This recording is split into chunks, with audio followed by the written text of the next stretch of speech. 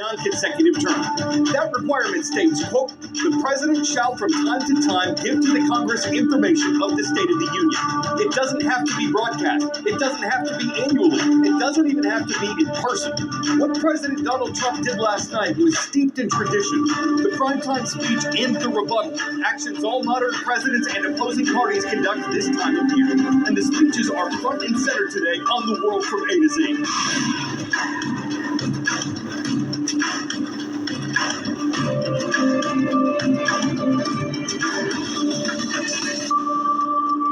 Hi, I'm Carl Azuz. It's great to see you this Wednesday. Despite its constitutional topic, the State of the Union, the address itself isn't usually called that the first time a president gives it. The idea... True or false? The answer is true. You got it correct. The knowledge. The first televised opposition response to a State of the Union address aired in 1966. Who was president then?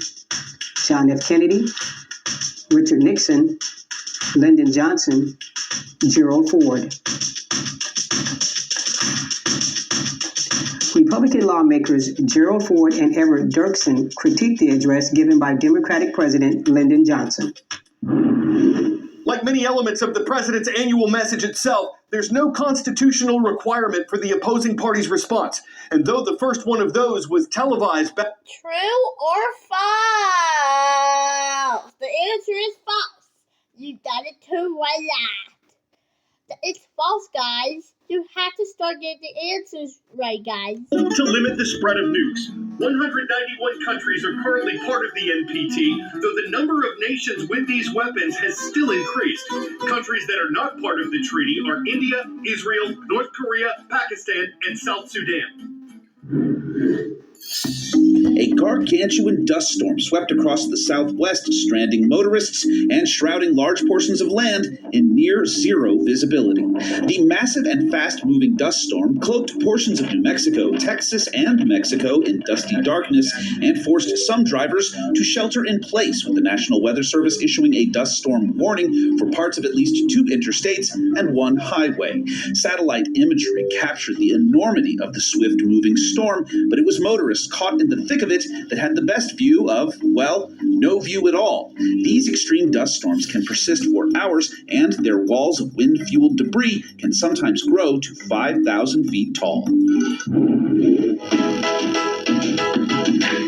We'd like to give a royal welcome to some viewers in the Constitution State today, because that's the royal mascot of Plainfield Central Middle School. Great to see Mrs. Sorrentino's class in Plainfield, Connecticut.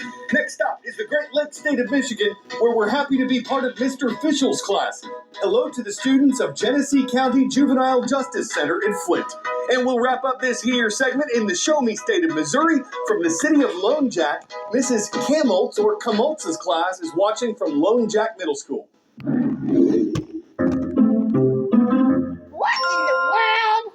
Yesterday, we told you about a Colombian carnival tradition called the Battle of the Flowers. Today, we're going to Italy for another sort of carnival battle, and it's notably less peaceful. It's the Battle of the Oranges. This recalls a legendary rebellion against an old Italian tyrant. Historians aren't sure if that actually happened, but at the modern-day festival, hundreds of tons of oranges are hurled through the air, with participants from all over risking bloody and broken noses to throw fruit. The town where this happens is said to smell like oranges for days afterward.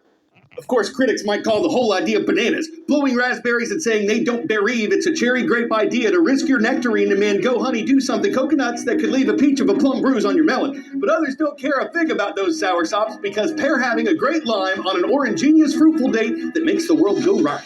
I'm Carl Azuz. Thanks for catching up on current events with the world from A to Z. You mean the world to me.